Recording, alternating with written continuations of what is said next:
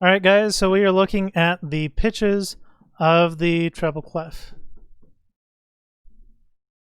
All right, choir, let's take a look at our first set of questions here on question 5.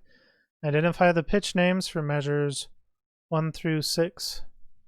Now to do this, I need to have open my answer document. This is the song that we're working with. Make sure that you use the choir version. And then we are also using the Module 5 Vocabulary and Study Guide on the website. Okay, the Module 5 Vocabulary and Study 5. This is not in Module 6, it's Module 5 Study Guide. All right, the first two measures on our song, these are two measures of rest. So that's all we write right here. We say 2 measures of rest. Period. You could also do 2 bar lines that help us out to know that we have 2 empty measures there. Now let's take a look at measure 3. This first note is on the first ledger line below the staff. I need to identify it on my vocabulary and study guide.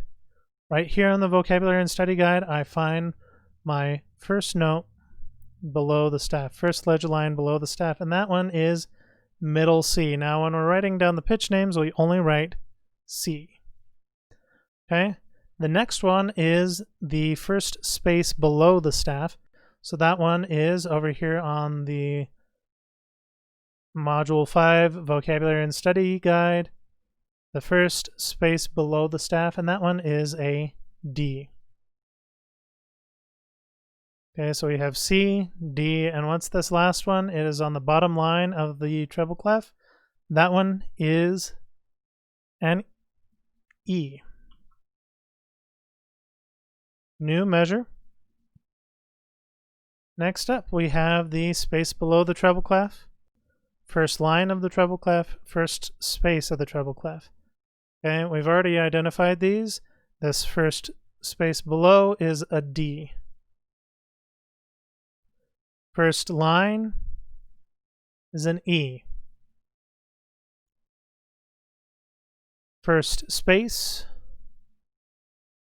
is an F. Now these next 2 measures, I'm going to show another way to do it now that we are completely on the treble clef, within the lines and the spaces of the treble clef. I will use this to help me out. We have first line, second line, third line, fourth line, fifth line of the treble clef. These are the lines of the treble clef. E, G, B, D, F. And the way we remember that is Elvis's guitar broke down Friday. All right. So in measure 5, bottom line of the treble clef, that would be E. Okay. This next note right there, that's on a space, so we'll skip it for now. And then this one is second line, Elvis's guitar, G, guitar. All right, and that would be the end of the measure. Before we do the end of the measure, we want to go back and make sure we know what is this space note here. Okay, so in between the E and the G, what was that note right there? That one is on the first space of the treble clef. If we want the spaces of the treble clef, we take a look here, and that actually spells the word face, F-A-C-E. Right? Space equals face. So I take a look back here. First space of the treble clef is the first letter of the word face. Now I take a look at this next measure. It's the same as this previous measure, so I just copy what I had before, E, F, and G. All right, now let's take a look at measure 7. We've already identified our F and our G from before. First letter of face and Elvis's guitar. Now let's take a look at this second space of the treble clef. That is F, A. That one is A of the treble clef. Okay, for the rest of these on this line, I'm not going to help you out with it. We're going to skip over to measure 11. We've already figured out those notes from right in here. They're all within that first measure. We have the first line, first ledger line below the staff, and the first line of the staff. First line of the staff, first ledger line below the staff, first line of the staff. E, C, E. Make sure that we have capital letters in the answer document. Now for measure 12, this second note here, this one is a B. We know that by stepping down, first space below the treble clef is a D. Then we go backwards in the alphabet for the first ledger line below the staff. A, B, C, D. Before D was C.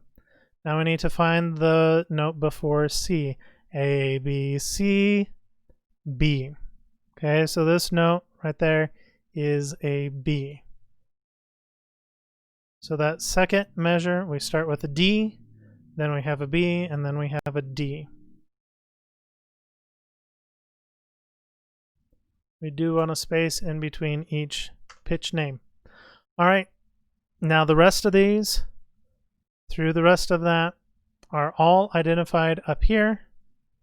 In that first line of music, all of these notes are repeats of those notes from up above.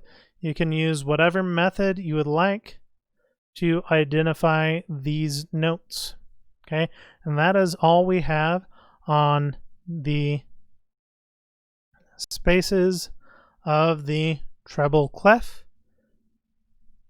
On the identifying the pitches on the treble clef for module 6 song, make sure you get all of them done.